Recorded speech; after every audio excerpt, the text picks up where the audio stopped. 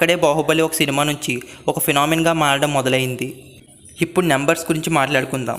Baahubali the beginning world wide collection విషయంలో trade sources సుమారు 600 నుండి 650 కోట్ల వరకు రిపోర్ట్ చేశాయి. ఇది ఇప్పటి తెలుగు సినిమా స్కేల్కి ఎక్స్ట్రాడినరీ అచీవ్మెంట్. అంతేకాదు 2015లో బాహుబలి భారతీయ సినిమా బాక్స్ ఆఫీస్లో భారీ బెంచ్ మార్క్స్ని సెట్ చేసింది.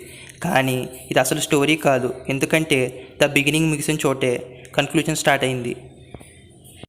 ప్రభాస్ అప్పటికే తెలుగు ఆడియన్స్కి తెలిసిన హీరో, కానీ బాహుబలి తర్వాత ఆయన పేరు ఒక రాష్ట్రానికి పరిమితం కాలేదు, దేశం మొత్తం వినిపించింది.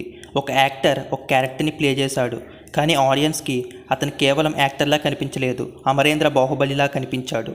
అతని క్యారెక్టర్లో శక్తి ఉంది, ధైర్యం ఉంది, రాజసం ఉంది, కానీ అన్నిటికంటే ముఖ్యంగా ప్రజల కోసం నిలబడే ఒక రాజు మనస్తత్వం ఉంది.